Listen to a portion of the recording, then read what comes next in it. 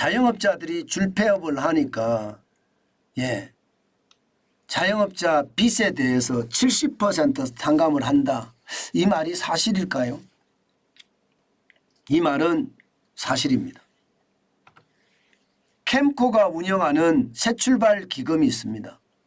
이 새출발 기금 신청자, 지금까지 그 신청자들 중에 평가를 해서요, 실제 채무 조정을 한 것을 보면 평균 원금 감면율이 70%입니다. 평균 원금 감면율이 70%. 와, 엄청나게 감면을 해줬죠. 실제입니다. 실제 채무조정 약정 체결한 차주가 2만 4,276명이었고요. 이들이 가지고 있는 1인당 평균 채무액은 7,500만 원이었는데 채무조정을 하여서 평균 원금 감면율 70%를 해줬다는 이야기입니다. 그만큼 말입니다. 그만큼 자영업자들 빚이 엄청났다는 뜻이에요. 이게 심사를 거쳐서 말입니다. 도저히 회상 불가능한 사람들에게 채무 약정을 맺고 그만큼 할인을 해 주는 거거든요. 70%까지 조정을 해 주는 거거든요. 그런데 그 속 내용을 보면 진짜 심각하다는 생각이 듭니다. 당장 말입니다. 음식점업은요 32%로 가장 많았습니다. 원금 감면율이. 그리고 도소매업 26%고요. 제조업도 9%, 서비스업도 9%예요. 그중에 가장 심각한 게 지금 음식점업이었다는 이야기죠. 도소매업도 그만큼 심각했다는 이야기고, 식당의 줄폐업은 여러분에게 제가 굳이 말씀을 안 드려도 여러분들도 잘 알고 계실 겁니다. 이게 앞으로 이렇게 되면 여러분 아마 자영업자의 원금 감면율은 점점 더 커질 거고요. 빚탕감도 많아질 거라고 예상합니다. 왜냐고요? 이거 한번 보세요. 이게 여러분 새출발 기금이라는 게 2023년 10월에 출범을 했거든요. 연체한 차주의 채무조정 프로그램이 새출발 기금입니다. 그런데 이게 계속 늘어나고 있습니다. 2021년 11월에는요.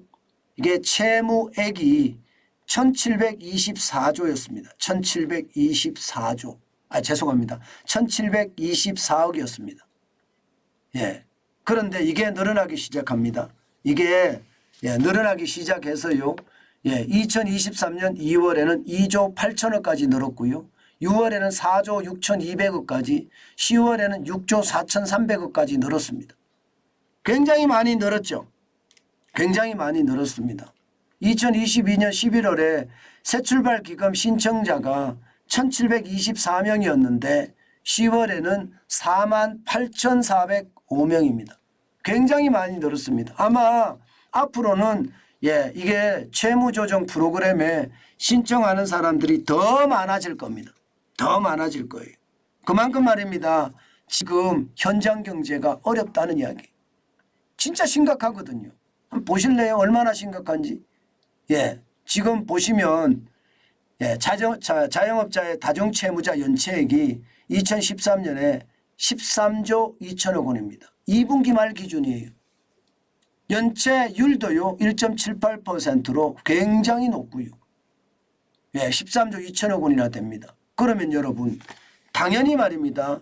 당연히 이게 개인 채무자 자영업자들의 어떤 채무조정 신청은 더 늘어날 겁니다. 여기에다가 지금 금융위에서 말입니다. 금융위에서 추진하는 것 중에 개인 채무자 보호법이라는 게 있어요. 개인 채무자 보호법이라는 게 있는데 이게 국회에서 통과를 하잖아요. 그러면 더 빨리 일어날 겁니다. 무슨 얘기냐? 개인 채무자 보호법은요. 채무자 채무 요청 금액이 3천만 원 이하 연체할 때 말입니다. 이게 그 연체한 은행에다가 채무 조정을 해달라고 이야기할 수 있습니다. 그러면 연체한 은행에서는요. 10영업일이죠. 영업일이 10일이에요. 10영업일 내에 답을 해줘야 됩니다. 다시 말해서 지금까지는요. 3천만 원 이하든 아니든 이것을 말입니다. 바로바로 그냥 NPL이라고 해서 연체 채권, 부실 채권으로 매각을 해버렸거든요. 매각을 해버리는 것이 아니라 이제는 은행에서 채무 조정을 해줘야 된다는 뜻이에요. 개인 채무자 보호법이라는 것이 말입니다. 3천만 원 이하일 경우에 말입니다. 그렇게 되면 여러분 이 조정액은 더 많이 늘어날 수밖에 없겠죠. 그죠? 더 많이 늘어날 수밖에 없겠죠. 아마도 그렇게 늘어날 겁니다. 문제는 만약에 이렇게 했을 때 개인 채무자 보호법이 통과가 됐을 때 금융기관들이 3천만 원 이하 대출을 안 해줄까? 저는 솔직히 그게 더 걱정이거든요. 그게 더 걱정입니다. 지금 많은 자영업자들이 1,000만 원, 2천만 원이 아쉬운 판에 3천만 원 이하 대출을 안 해주면 더 힘들어지는 이게 입법의 역설이죠. 그런 문제도 발생될 수 있다는 것 반드시 생각을 해야 되고요. 가장 큰 문제는 자영업자 부채가 여전히 많이 늘어나고 있다는 사실입니다. 지금 2023년 2분기 현재 1,043조 2천억 원이잖아요. 그죠? 계속 늘어나죠. 이게 장사해서 말입니다. 남는 게 없다는 거예요. 저는 윤석열 정부가 솔직히 정책을 잘못 쓴다고 생각합니다. 무슨 얘기냐고요? 지금 현장 경제, 자영업자나 소상공인 어느 누구 할 것 없이 몇몇 자영업자 빼놓고는요. 모두가 한결같이 어렵다고 합니다. 매주 토요일마다 여러분들하고 소통을 하면서 자영업자들이 어떤지 물어보면요. 잘하던 자영업자분들도 가게를 내놓고 접으려고 하는 게 지금 현실이에요. 그러면 왜 접으려고 하는지 거기에 대한 원인을 파악하고 거기에 필요한 조치를 취하는 게 맞거든요. 사실 말입니다. 자영업자들이 접으려고 하는 핵심적인 이유는요. 인건비 너무 비싸서 그래요. 재료비 너무 많이 올라가서 그렇고요. 월세 너무 비싸서 그렇습니다.